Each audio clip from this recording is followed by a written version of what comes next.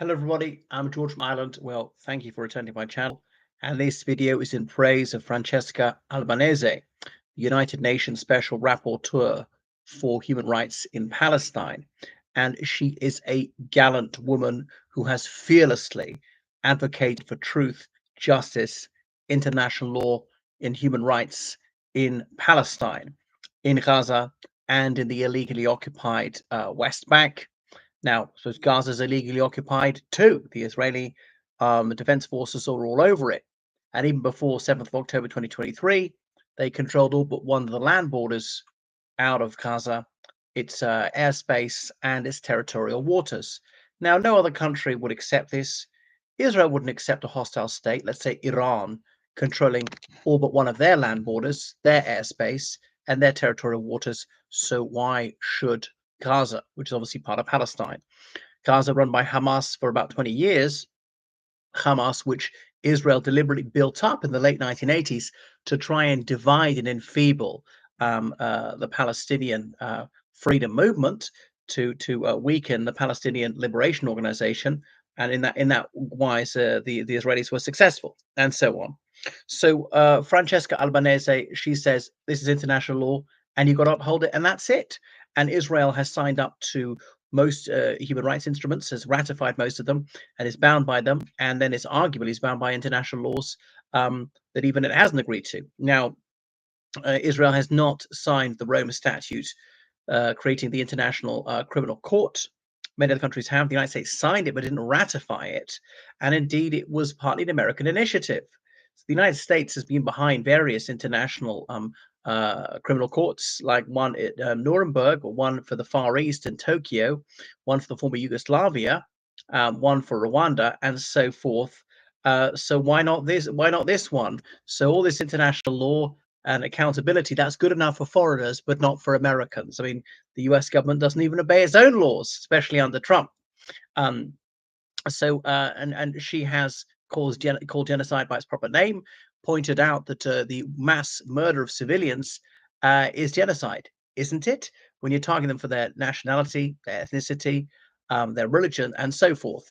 And it's flagrant that this is the racist motivation behind it, because of the blatant racist statements made by numerous prominent Israeli politicians, including those Smotrich, Ben Gvir, others in Netanyahu's cabinet. Netanyahu himself trying to dehumanize the Palestinians.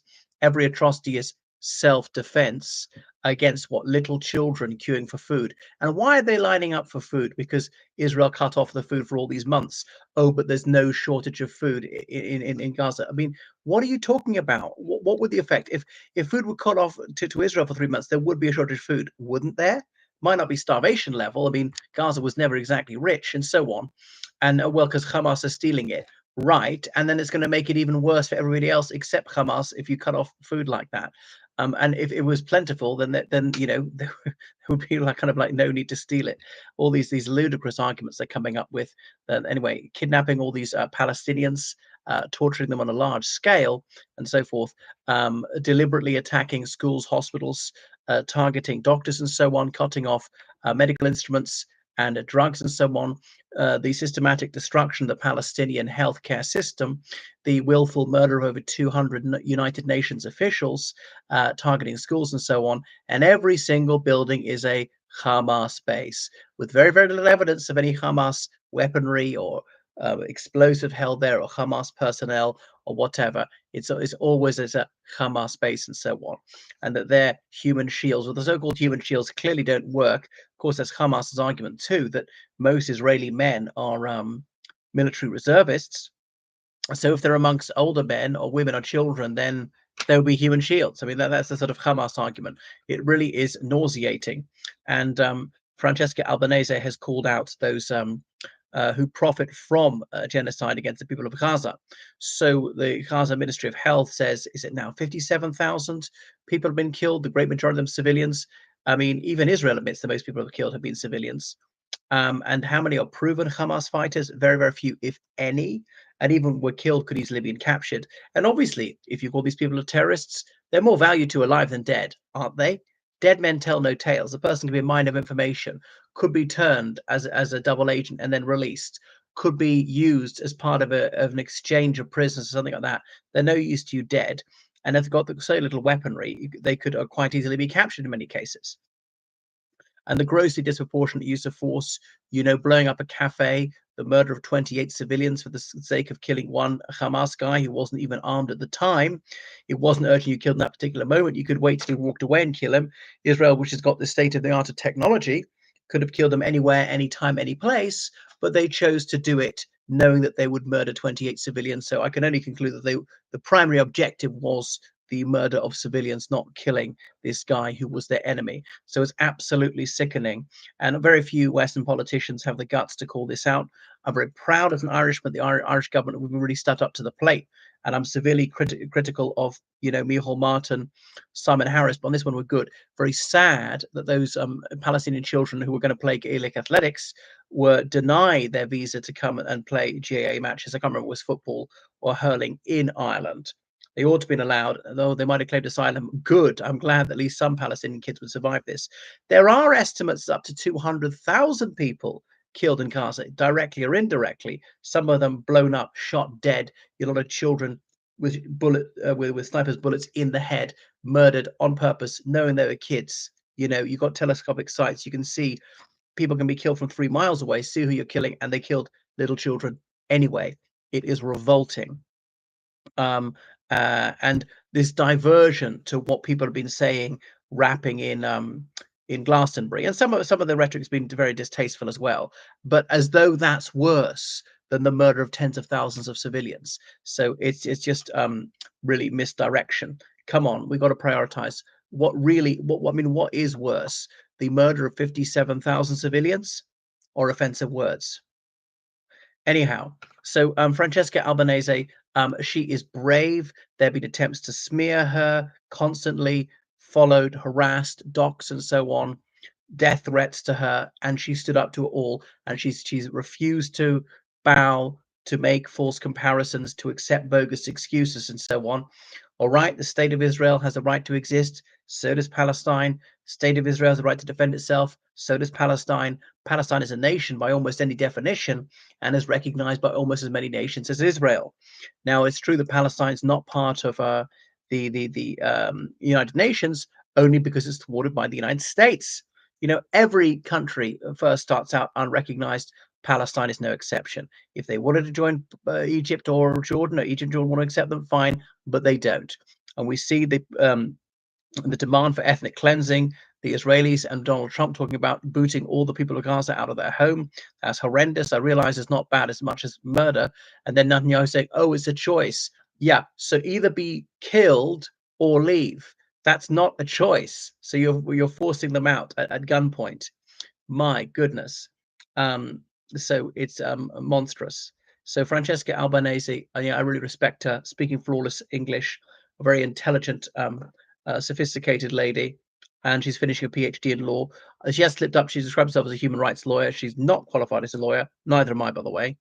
So she shouldn't have said that.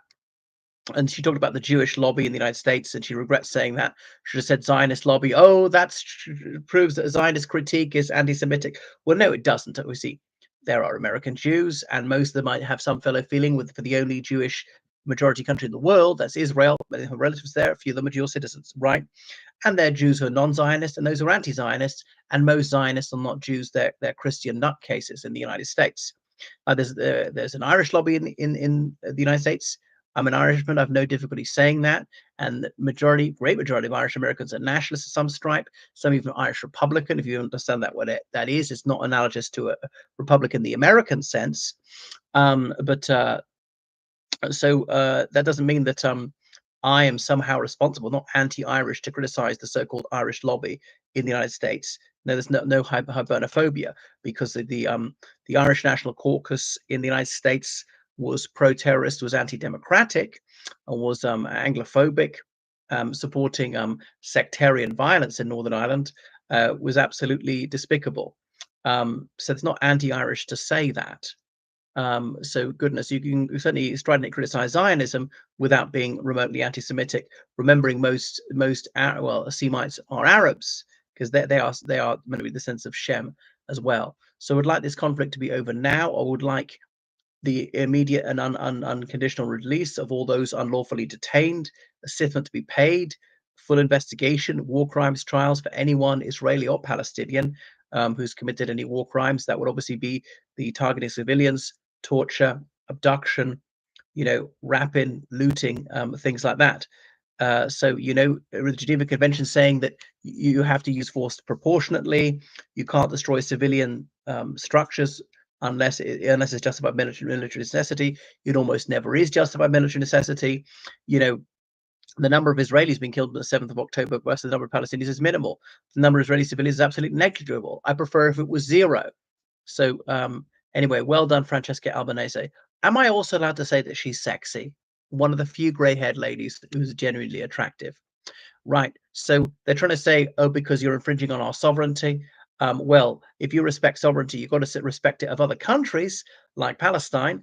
So give them back their sovereignty.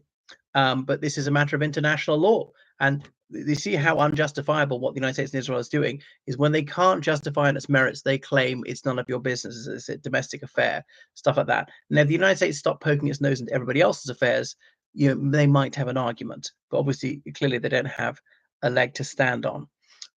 Goodness, and she's not remotely pro-terrorist. It's obviously the US government, which is terrorist insofar as it knowingly provides weapons, perfectly cognizant these will be used for targeting civilians, knowing that this is mass murder.